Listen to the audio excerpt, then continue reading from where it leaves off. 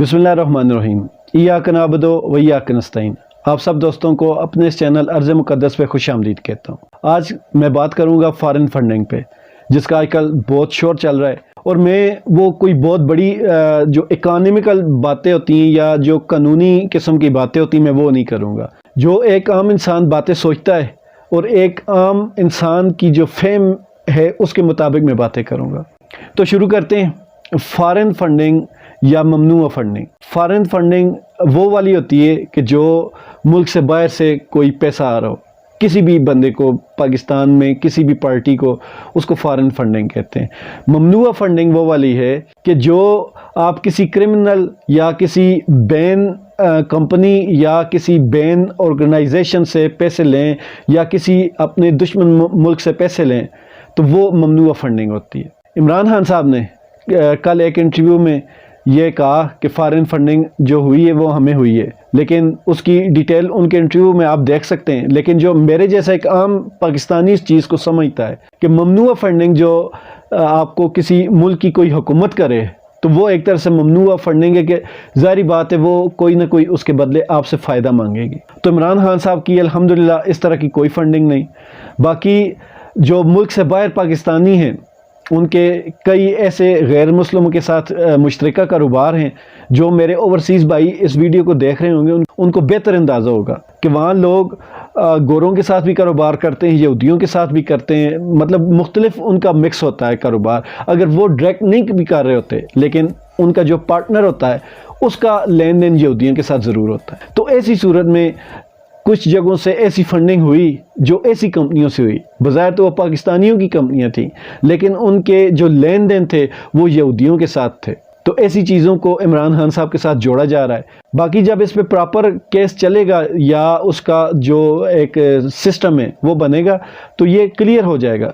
क्योंकि वो कंपनी, जिन कंपनियों से इमरान खान साहब को फंडिंग हुई, वो इमरान खान साहब, और एक बार कहीं खुद इमरान खान साहब ने ये बात की थी कि 2002 के इलेक्शन में इनकी पार्टी पूरी तरह मकरूज़ हो गई थी और इनके पास लोगों से जो लिया हुआ कर्जा था वो वापस करने के लिए पैसे नहीं थे। तो ऐसे में वो बच्चों से मिलने यूके गए।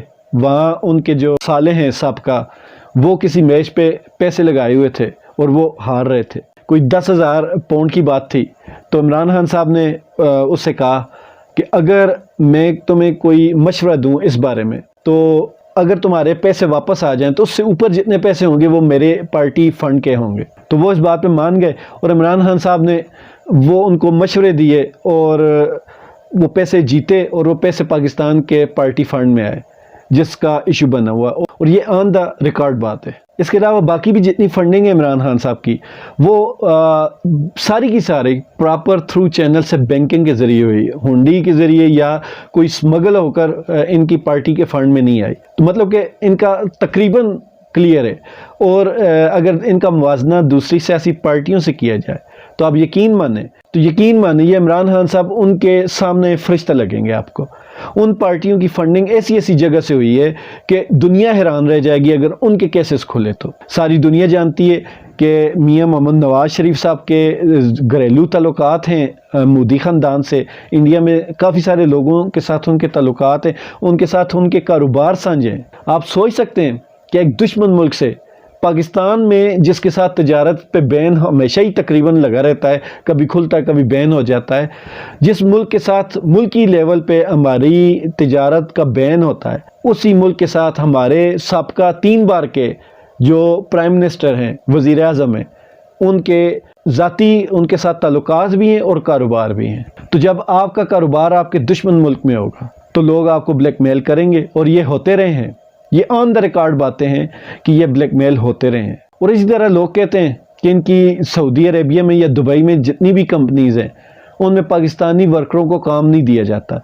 वहाँ सिर्फ इंडियन या बंगालीज़ या फिलिपीनी जो वर्कर हैं वो यूज़ होते हैं, उनको काम मिलता है। फिर इसके बाद आसिफ अली जरदारी या सिंध पूरे को अगर लिया जाए, तो जब भी फंडिंग होती है वहाँ किसी एक पार्टी या एक बंदे को नहीं होती। अगर ये ममनूआ फंडिंग हो तो वो पूरे सिस्टम को होती है। और अगर आप कराची के हालात देखें तो अल्ताफ़ हुसैन के ऊपर साबित हो चुका वो इंडिया से पैसे लेता रहा है। किस वजह से लेता रहा, क्यों लेता रहा है, वो ऑन द रिकॉर्ड है।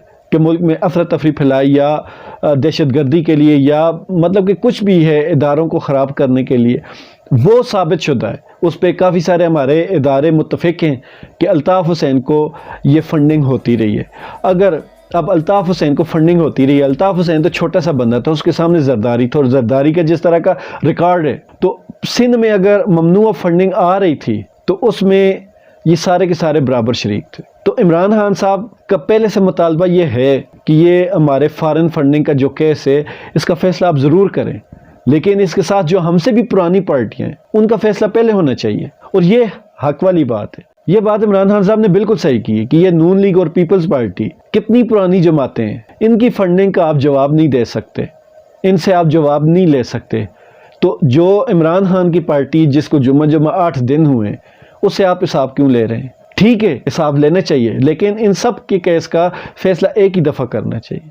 باقی یہ بات میں بار بار کروں گا کہ فنڈنگ باہر سے اگر ہو رہی ہے اور ملک کا اس میں نقصان نہیں ہوا، مطلب کہ کافی سارے ہمارے جو ادارے ہیں وہاں جب آڈٹ ہوتا ہے سال کے اینڈ پہ، تو وہاں یہ دیکھا جاتا ہے کہ اگر وہاں کوئی بلنگ میں فرق آ رہا ہو لیکن وہ فرق پاکستان کے کھاتے میں نہ آ رہا ہو، پاکستان کو ریاست کو نقصان نہ دے رہا ہو، تو اس کو اگنور کر دیا جاتا ہے۔ لیکن جو فرق پاکستان کے اوپر فرق ڈال رہا ہو تو اس کو پھر آڈٹ میں لکھا جاتا ہے کہ یہ نقصان ہوا ہے۔ تو ایسی صورت میں اگر تو پاکستان میں فنڈنگ آئی پراپر چینل سے، اور جو پارٹی کے فینز ہوتے ہیں، پارٹی کے ماننے والے ہوتے ہیں، ان کی طرف سے آئی ہے، تو میرے خیال میں اس پہ کوئی پابندی نہ ہے اور نہ ہونی چاہیے۔ تو دوسری اگر آپ چیک کریں جو ممنوع فنڈنگ ہے وہ نہیں ہونی چاہیے۔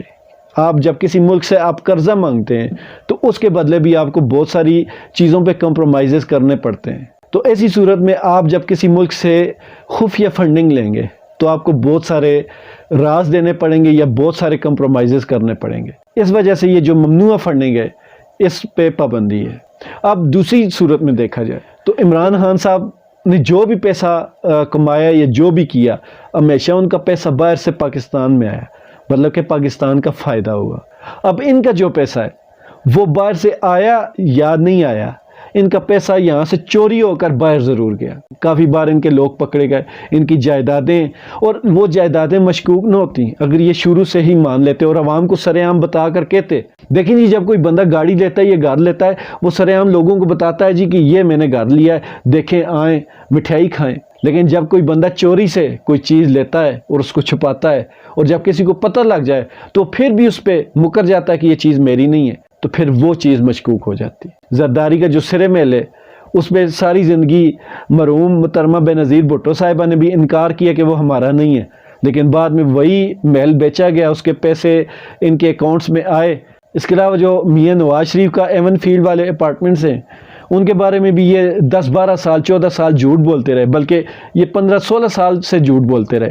اس کے بعد جب یہ پکڑے گئے تو پھر ان کے بیٹے نے کہا جی الحمدللہ وہ تو ہمارے ہیں۔ تو ایسی صورت میں یہ چیزیں مشکوک ہوتی ہیں، اور پھر مشکوک ہونے کی ایک اور وجہ بھی ہے کہ ان فلیٹس کی جو قیمت ہے وہ بڑے سے بڑے شہزادے بھی ایک دفعہ لینے سے پہلے سوچتے ہیں، ایک دفعہ وہ ہلتے ہیں۔ تو یہ پاکستانی ایسے ملک کے جو لیڈر ہیں، جو ملک مقروض ہے، اس ملک کے لیڈر باہر اتنی بڑی اور مہنگی جائیدادیں بنا رہے ہیں، تو پھر کچھ نہ کچھ تو دال میں کالا لگتا ہے۔ اور پھر ویسے بھی پاکستان 70 کی دہائی تک پوری دنیا کو قرضہ دینے والا تھا، ہمارا ہاتھ دینے والا تھا، لینے والا نہیں تھا۔ جب سے یہ آئے قرضے بڑھتے جا رہے ہیں، بڑھتے جا رہے ہیں، بڑھتے جا رہے ہیں۔ یہ دنیا کو جھوٹ بولتے ہیں۔ پاکستان 75 سالوں سے مقروض نہیں تھا، پاکستان پچھلے 30-40 سالوں سے مقروض ہوا ہے، ان سالوں میں جن سالوں میں ان کی سیاست میں انٹری ہوئی ہے۔ تو میں سمجھتا ہوں کہ یہ سارے جو شواہد ہیں ان کے خلاف جاتے ہیں۔ تو آخر میں ایک سوال میں یہ کروں گا کہ جو بندہ باہر سے سارا پیسہ پاکستان لا کر پاکستان کے اندر ہی خرچ کرے، وہ چور ہے، وہ قصوروار ہے، یا وہ لوگ جو اس پیسے کو پاکستان سے چوری کر کر باہر لے کے جائیں۔ ملتے ہیں انشاءاللہ اگلی ویڈیو میں۔ مجھے دعاؤں میں یاد رکھیے گا۔ اللہ حافظ۔